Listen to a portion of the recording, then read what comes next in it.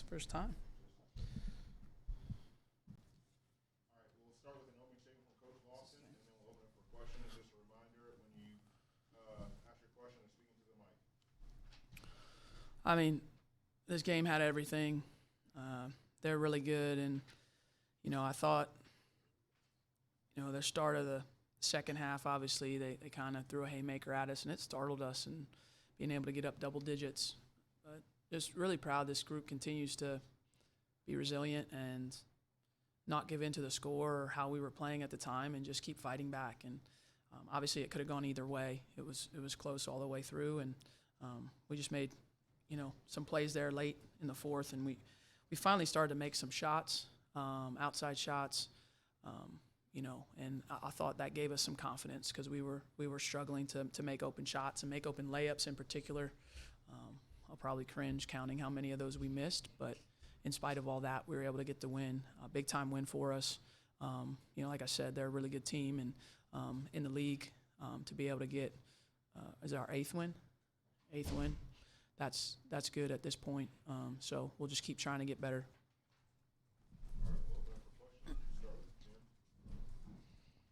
Hey, Kara, so many things are going wrong. You mentioned the third period. So many things are going wrong. The missed layups, the rebounding, the foul trouble, everything. But watching your team, nobody was hanging their head. Nobody was pointing fingers. Everybody just seemed to be next play. Speak about that in terms of this game and also in the broader terms of the kind of culture you've developed over here.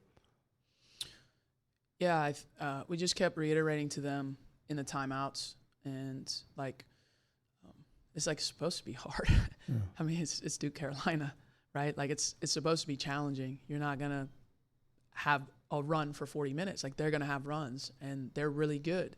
So they made a run, and let's just focus on getting solid possessions one by one and see if we can get back in this thing. And they just believe. This group believes. They believe that they can play, with the opponent every game. And I think the fact that we had been down in other games, even though it wasn't the second half as much, but we had been down early in games to teams, and we had still shown the ability to come back. I think that experiential wisdom helps, and it helps you with your confidence. And they're an amazing group. They celebrate one another, and that means a lot, that they know that someone has a good game and people aren't pouting because someone else is having a good game. Like they just celebrate each other, and they want to win together, and that's what makes it fun to coach them.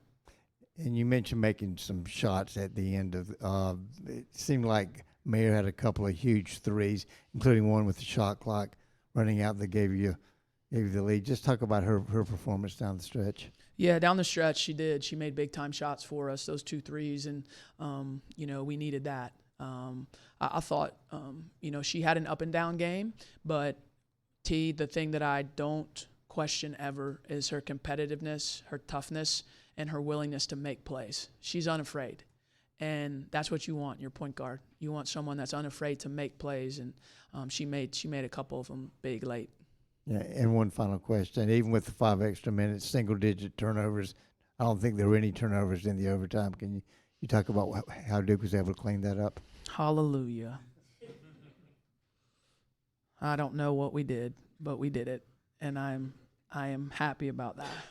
I mean, we've struggled with it, as you know. We talked about it, and we had been talking about it. I don't know how it changed, but hopefully we can keep that. It's necessary to win these games. I mean, think about this game probably looks a lot different if we had 18 of them versus 9. Yeah, I think you kind of alluded to it, in the past few answers. But, going into the fourth quarter, 46-34, you're down by 12. What did y'all see from UNC that kind of allowed y'all to, claw back and, ultimately win by, 8 points? Yeah. Well, I don't know that we necessarily, saw a weakness to expose or anything like that. We just stayed consistent with what we were doing. And you just been in these games long enough, the game's going to turn at some point. You feel like if you're putting together good possessions offensively and defensively, I don't know, I just believed we're going to start making shots. We're going to start making layups. If we keep getting these quality looks, it has to turn at some point. And that's what you cling to, is just that your group is going to be able to dig it out. And they did. they dug it out, and we were fortunate enough to win it in the end. So the UNC defense sort of had, sort of a zone look at times, and then you obviously had Delaney working really well off the pick and roll. So sort of two-parter. First, did you know coming in that that's sort of the defensive look you were going to get? And then two, did anything change throughout the course of the game that sort of helped really get those high ball screens and that pick and roll really rolling?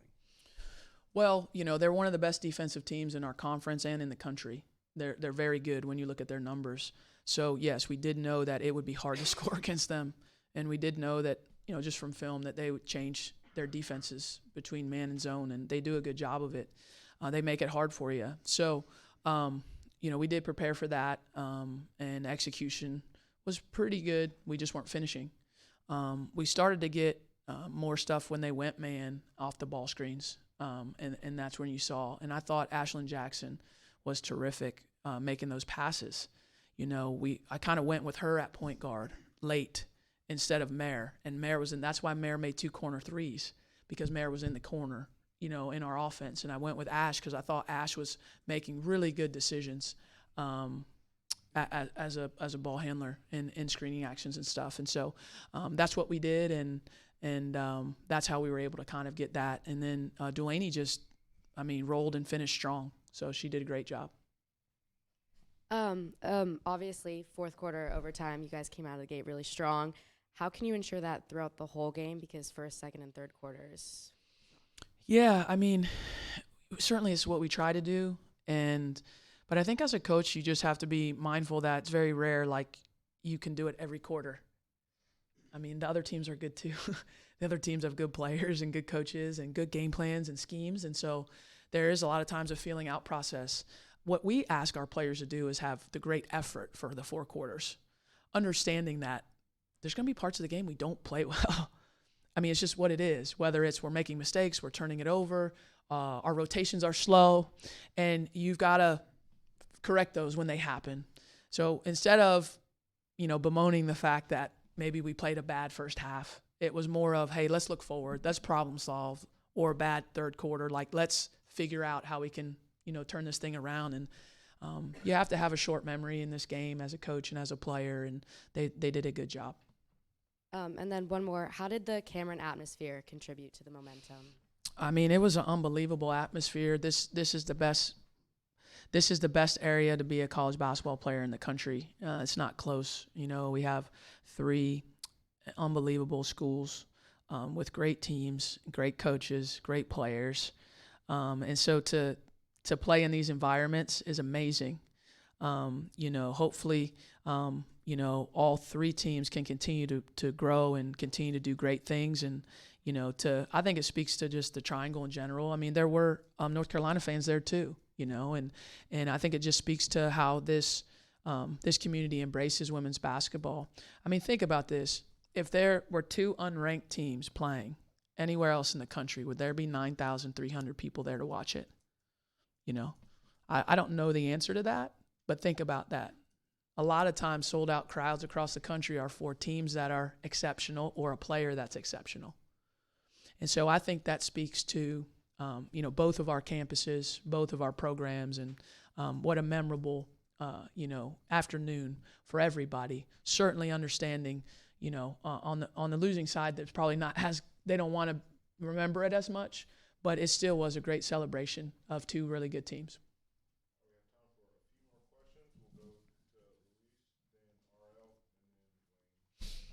So we know Delaney's very talented, but this season, when you look at her highest scoring performances, it's coming on the road against Stanford, home against South Carolina. Now in a big moment like this, what sense of pride do you have for the way she performed today? Yeah, I said that to one of our assistants yesterday. I'm not going to say I thought she was going to have 19 points, but I said I just knew she'd play well because of what you said. She's shown the ability to rise against the top teams in the country and impact our team, and so I just knew she'd play well. What a cool thing to have as a coach is that type of confidence. And I didn't know what that would look like. When you say someone's going to play well, it might not be scoring. It might be defensively, it might be rebounding, but she just she's very focused and she locks in to what her job is. and she did that today. So proud of her. She had a tough, one of the best players in the conference and one of the best players in the country. She had a tough matchup, and I thought she just battled. She battled the whole day. Take me through there were 3 possessions toward the end of regulation where it was tied and you got 3 stops there. What did you do defensively during that stretch? Oh man, I don't know if I can remember them. I know they just missed a layup on the last one. We did not do a good job. So that one wasn't good by us. That was good by them. I think for us what we did a better job of was just challenging their shots closer. I thought we gave them like too many their pull-ups, and I thought Kelly, the freshman Kelly, I thought she was terrific, and I thought her being able to get in there and make big-time shots.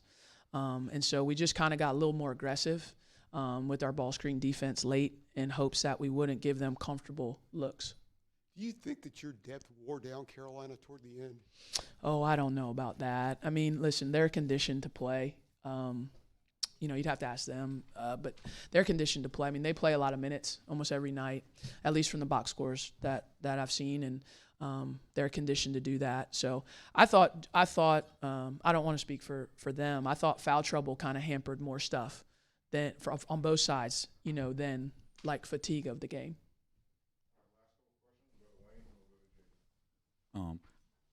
Lucia, she was in foul trouble most of the game, especially in the second half, but she still came up with a huge rebound. I believe it was a 2-point game, and then she got the free throws and a huge three. Can you talk about her impact, even if she has an off night shooting?